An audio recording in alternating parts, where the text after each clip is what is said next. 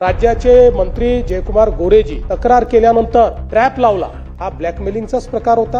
आणि या तक्रारींमध्ये असं लक्षात आलं की एक नेक्सस होतं। याच्यामध्ये थेट या सगळ्यांशी पूर्णपणे संपर्कात राष्ट्रवादी काँग्रेस शरद पवार गटाचे लोक दिसतात किंवा त्यांना शिक्षा करावी अशी माझी अपेक्षाही नाहीये। ही जी काही महिला आहे, त्यानंतर तुषार खरात नावाचा एक तथाकथित युट्यूबर आहे, ही जी महिला आहे ही सरसेनापती हंबीरराव मोहिते यांच्या घराण्याची आहे वगैरे अशा प्रकारचा जो खोटा प्रचार करण्यात आला, त्याच्या विरुद्ध ही तक्रार मी काही या सगळ्यांनी मिळून हा कट रचला, याचे सगळे पुरावे सापडले। मी काही त्यांच्यावर आरोप करत नाहीये, पण त्यांनी आत्मचिंतन केलं पाहिजे। ते म्हणजे आदरणीय सुप्रियाताई सुळे आणि या सभागृहाचे सदस्य श्री रोहित पवार यांचे कॉल्स तुषार खरात आणि यांच्या विरुद्ध जे व्हिडिओ केलेले आहेत, ते व्हिडिओ केल्यानंतर त्यांनी यांना पाठवले। तुम्ही इथे बसलेले जे 288 लोक आहेत, तुमची काही अवकात नाही। खरं म्हणजे या निमित्ताने एका अत्यंत गंभीर प्रश्नाकडे मला या ठिकाणी जायचं आहे, आणि तो म्हणजे राज्याचे मंत्री जयकुमार गोरेजी यांच्या संदर्भात घडलेली जी घटना आहे।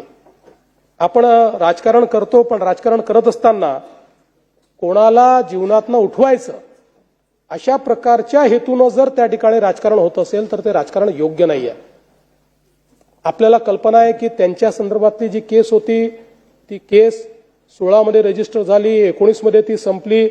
खरं म्हणजे ते तेव्हा सत्ता पक्षातही नव्हते, ते आमच्यासोबत नव्हते, पण ती हरकत नाहीये कुठेही असलं तरी। आणि त्याच्यानंतर अचानक हे उकरून काढायचं अशा प्रकारचा जो विषय झाला, आणि म्हणून मी त्यांच्या हिमतीची दाद देतो। एखादा व्यक्ती अशा परिस्थितीमध्ये आपण दोषी आहोत का नाही आहोत, बाबा हे घरच्यांना अपमान नको, समाजात अपमान नको, म्हणून अशा गोष्टी मिटवता येतील का प्रयत्न करतो। पण त्यांना लाचेची मागणी झाल्यानंतर की आम्हाला हे प्रकरण मिटवायचं, त्यांनी हा निर्णय घेतला की मी या प्रकरणात दोषी नाही, मला कोर्टाने त्यात सोडलेलं आहे। त्यामुळे त्यांनी पोलीस स्टेशनला जाऊन तक्रार केली। तक्रार केल्यानंतर ट्रॅप लावला, ट्रॅप लावून सगळं कन्व्हर्सेशन हे त्या ठिकाणी टेप झालं, सगळी मागणी टेप झाली। अनेक कन्व्हर्सेशन्स आहेत जे सगळे त्या ठिकाणी पूर्णपणे टेप केलेले आहेत। आणि हे टेप झाल्यानंतर मग ज्यावेळेस पोलीस विभागाची खात्री पडली की मागणी योग्य, म्हणजे मागणी केलेली आहे, तक्रार योग्य आहे, त्यावेळी पोलिसांनी सापळा रचला आणि प्रत्यक्ष त्या ठिकाणी हँडओव्हर करताना कॅश त्या आरोपीला पकडण्यात आलेला आहे। त्यामुळे हा ब्लॅकमेलिंगचाच प्रकार होता। अशा प्रकारचं ब्लॅकमेलिंग नेत्यांच्या विरुद्ध कोणी करेल आणि आपणही त्याला हवा देण्याचा प्रयत्न करू, शेवटी त्यांच्याही घरी 22 वर्षाची मुलगी आहे, त्या मुलीवर त्याचा काय परिणाम होत असेल याचाही विचार आपल्याला केला पाहिजे। आणि म्हणून मला याच्या पलीकडे जरा अधिक जयंतराव गंभीर प्रकरण मांडायचं आहे। म्हणजे याच्यामध्ये तर 3 तक्रारी झाल्या, आणि या तक्रारींमध्ये असं लक्षात आलं की एक नेक्सस होतं। ही जी काही महिला आहे, त्यानंतर तुषार खरात नावाचा एक तथाकथित युट्यूबर आहे तो, आणि असे काही लोकांचे नेक्सस आपल्याला त्या ठिकाणी पाहायला मिळालं। याच्यामध्ये 3 तक्रारी झाल्या। पहिली जयकुमार गोरेंनी केली, त्याच्यामध्ये मी सांगितलंच आहे आपल्याला की काय घडलेलं आहे। दुसरी तक्रार जी आहे ती विराज रतनसिंग शिंदे यांनी त्या ठिकाणी केली, की ज्याच्यामध्ये परत अशा प्रकारचा हा जो गुन्हा आहे त्या गुन्ह्याच्या संदर्भातली आहे।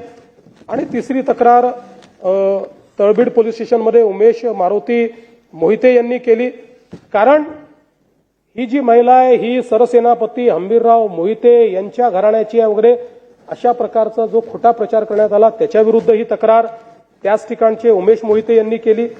आणि एक तक्रार फिर्यादी शेखर पाटोळे यांनी केली, की ज्या तक्रारीमध्ये त्या ठिकाणी 2 इसमांनी त्यांना लाथाबुक्क्यांनी मारून हार्ड डिस्क हिसकावून घेतली वगैरे अशा प्रकारच्या 4 तक्रारी या ठिकाणी झाल्या। आणि मग याच्यामध्ये 3 लोकांना अटक झालेली आहे। एक ती महिला आहे, दुसरा हा रिपोर्टर तुषार खरात आहे, आणि तिसरा एक अनिल सुभेदार आहे। आता या सगळ्यांचं जे काही या सगळ्यांनी मिळून हा कट रचला, याचे सगळे पुरावे सापडले. यांचे व्हॉट्सअप कन्व्हर्सेशन सापडलेले आहेत. यांचे 150 फोन आहेत, ते फोन सगळे सापडलेले आहेत. आणि कशा प्रकारे कट रचला हे लक्षात आलेलं आहे. पण दुर्दैवाची गोष्ट पुढची आहे. आणि ती गोष्ट अशी आहे की याच्यामध्ये थेट या सगळ्यांशी पूर्णपणे संपर्कात राष्ट्रवादी काँग्रेस शरद पवार गटाचे लोक दिसतात. पुराव्यानिशी सांगतो, पुराव्यानिशी या ठिकाणी प्रभाकरराव देशमुख थेट याच्यामध्ये 100 वेळा या तिन्ही आरोपींशी बोललेले आहेत. आणि व्हिडिओज त्यांच्याकडे गेले आहेत, त्यांच्याकडनं उत्तर आलेलं आहे. पण त्याहीपेक्षा मला जसं वाईट वाटतं, मी काही त्यांच्यावर आरोप करत नाहीये, पण त्यांनी आत्मचिंतन केलं पाहिजे. ते म्हणजे आदरणीय सुप्रियाताई सुळे आणि या सभागृहाचे सदस्य श्री रोहित पवार.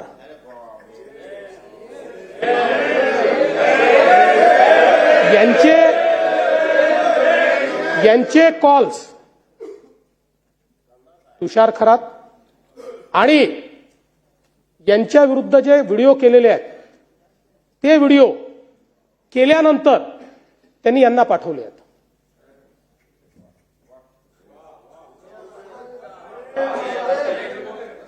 पण उत्तर मी तुमच्यावर आरोपच केलेला नाही.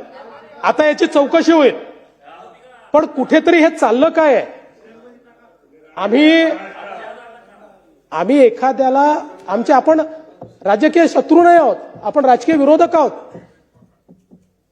पण अशा प्रकारे कोणाला जीवनातनं उठवून टाकायचं, अशा प्रकारची कॉन्स्पिरसी जर या ठिकाणी होत असेल तर हे चुकीचं आहे. आणि म्हणून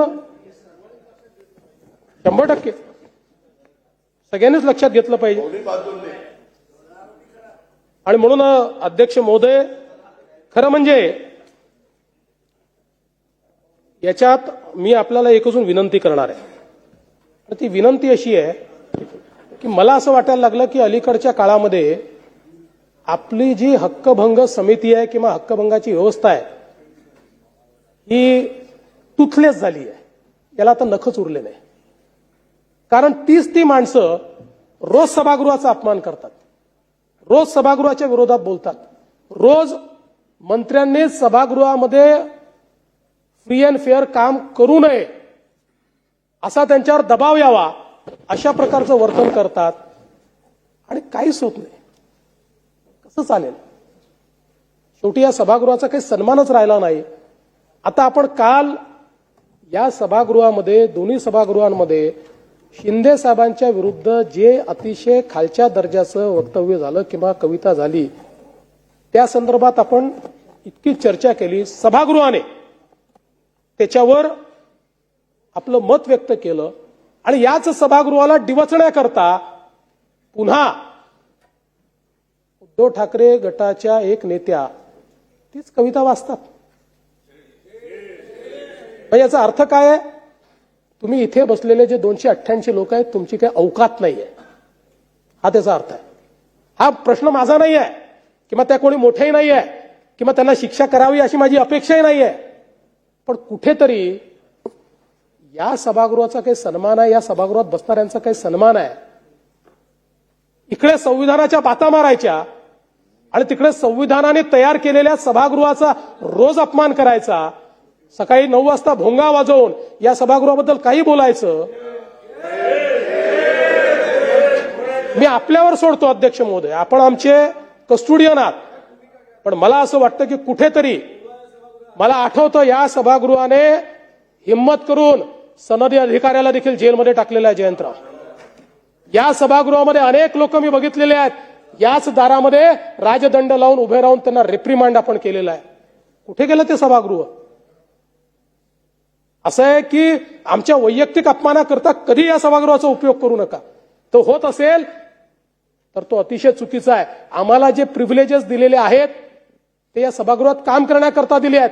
मला एखाद्या माझ्या ड्रायव्हरनी काहीतरी केलं म्हणून, मला पोलीसवाला उलट बोलला म्हणून याकरता नका करू. पण ज्यांनी सभागृहाचा अवमान होतोय, सभागृहाला कमी लेखण्याचा प्रयत्न होतोय, त्याच्यावर मात्र कडक कारवाई झाली पाहिजे, ही माझी खरोखर या ठिकाणी अपेक्षा आहे. आणि म्हणून अध्यक्ष महोदय, या निमित्ताने मी आपल्याला ही विनंती करतोय